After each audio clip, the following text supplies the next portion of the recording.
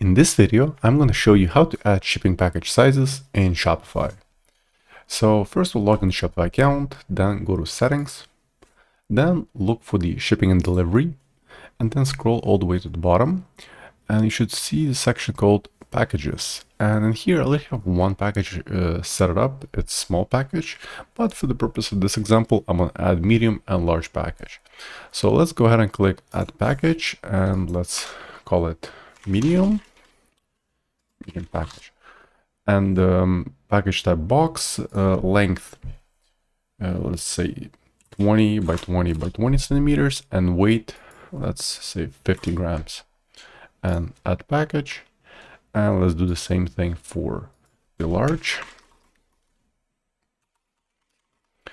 package. Package type box, length, let's do 30 30 30, weight of 60 grams in this case, and add a package. And also let's also rename the small package. Here we go.